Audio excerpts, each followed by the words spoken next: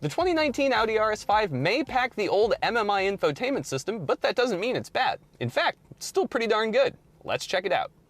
Now, all your infotainment stuff happens up here on the 8.3-inch screen. It's actually not touch capable, saves you from cleaning up fingerprints. Instead, you get a dial and a number of toggle switches down here to make your way through the system.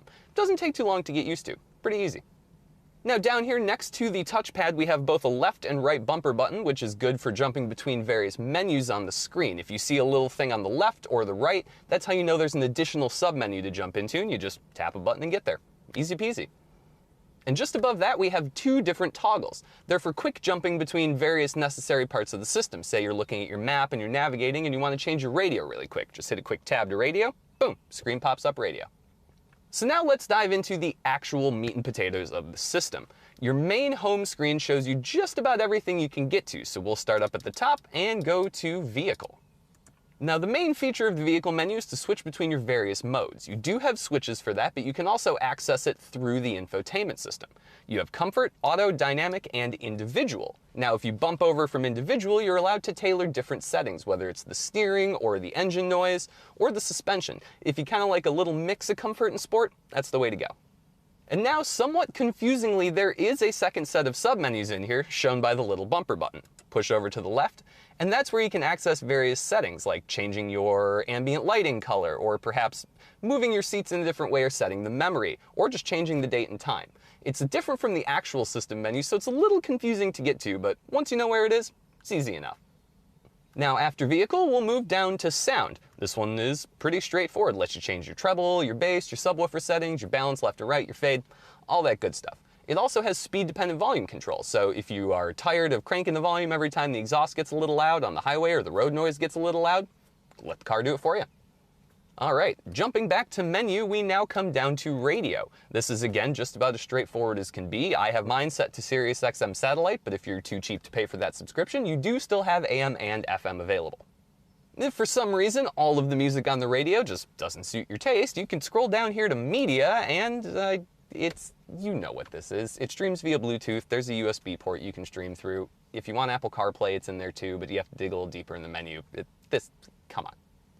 Now that we've discussed the super easy ways to stream media, let's discuss the super easy ways to make a call. One more scroll down from menu brings you to telephone.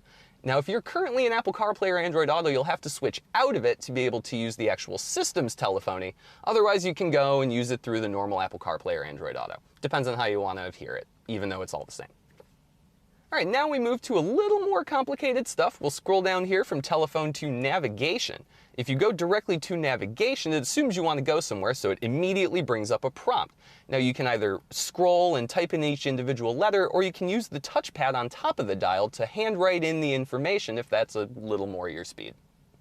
And of course, a navigation system is no good without a map, so guess what? Scroll down one more, hit the map button. You would be surprised, a map shows up.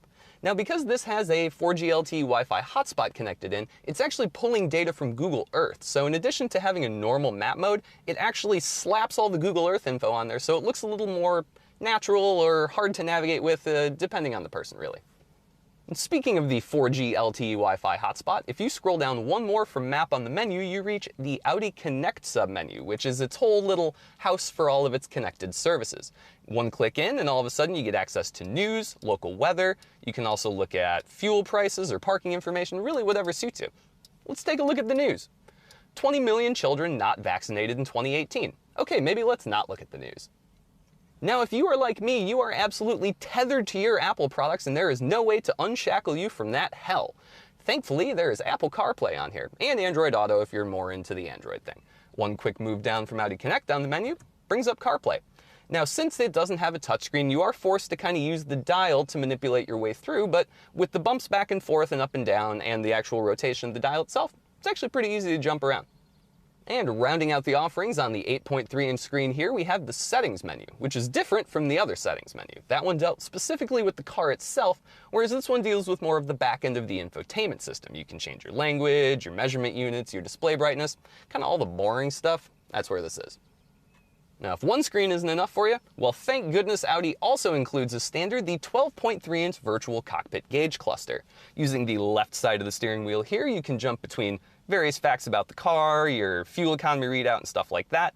Or you can swap over to see what media is playing. You can even get a little map right in the center of the gauge cluster. The whole point here is to reduce distraction. Instead of fiddling around with the knobs and taking your vision away from the front of the car to the screen, you can just kind of give it a quick glance. A lot safer.